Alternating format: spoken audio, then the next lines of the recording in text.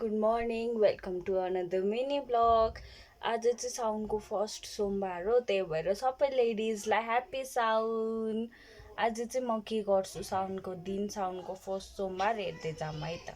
म चाहिँ उठेँ अनि जिमसिम गएर आएर पनि लेमन वाटर खाइसकेको थिएँ। अनि त्यसपछि नुहाउनु पर्ने थियो। नुहाएर चाहिँ मैले फेरि मेरो आउटफिट चेक दिएँ हजुरहरूलाई। अब मेरो चाहिँ लुगा र मेकअप बाँकी थियो, लाएपछि भेट्छु है त। अनि यो चाहिँ आज सोमबार भएर पिरियड भएको थियो, मन्डे डाइरेक्टली जान त मिलेन।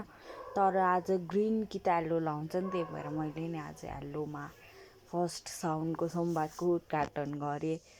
अनि म चाहिँ लागि अब अफिस जानुपर्ने थियो नि त, त्यही भएर रेडी हुनको लागि केही चुरासुरा नलाइ नै मैले ग्रिन मेहन्दी र ग्रिन नेल पलिस चाहिँ लगाएको थिएँ।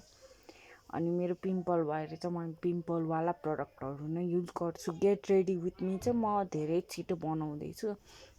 अनि म चाहिँ अफिस जान हतार हतार भइरहेको थिएँ। अनि मामुसँग नि बोलिरहेको थिएँ।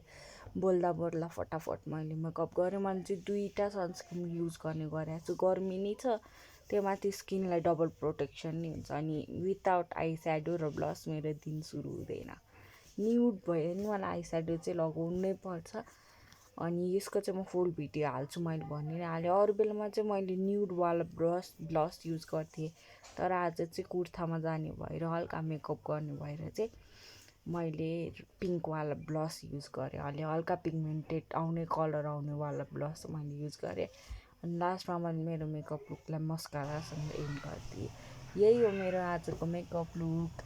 कस्तो देखेको छ कमेन्टमा भन्न नबिर्सिनु है त। म अफिस फटाफट पुगेँ, ढिलो भएको थियो। अफिस पुगेर चाहिँ म भाइसँग गएको थिएँ आज, त्यही भएर पुरा कपाल बाँधेर छोपेर गएको थिएँ। नुहाएको थिएँ नि त। अनि नुहाएर फेरि ब्यागमा कपाल छोडेर गयो भने सब लट्टा पर्छ, त्यही भएर। अनि हजुरहरूले सोच्दै हुनुहुन्छ होला, ल यो त कति छिटो कराएछ, आज चाहिँ हाम्रो छिटै छुट्टी भयो साउन भएर पनि।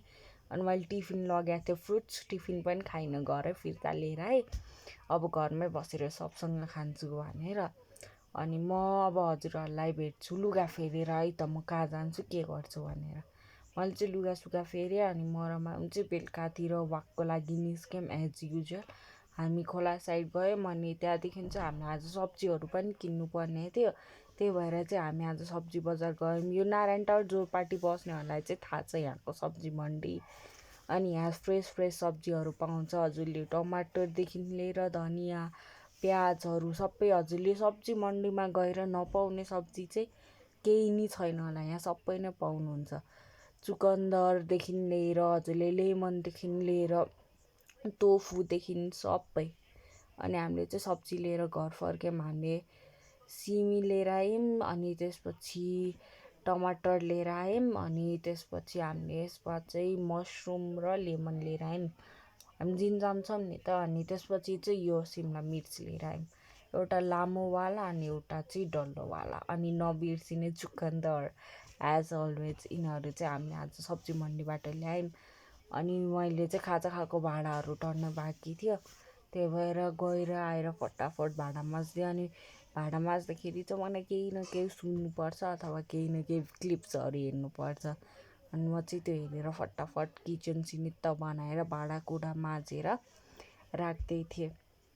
हजुरहरूले चाहिँ साउन कसरी बिताउनु भयो त्यो पनि कमेन्टमा भनिदिनलाई नबिर्सिनु होला। मेरो चाहिँ साउन यसरी नै भयो, हाफ अफिसमा अनि हाफ चाहिँ घर आएर बित्यो। अनि अलिकति चाहिँ जिममा पनि बित्यो है त।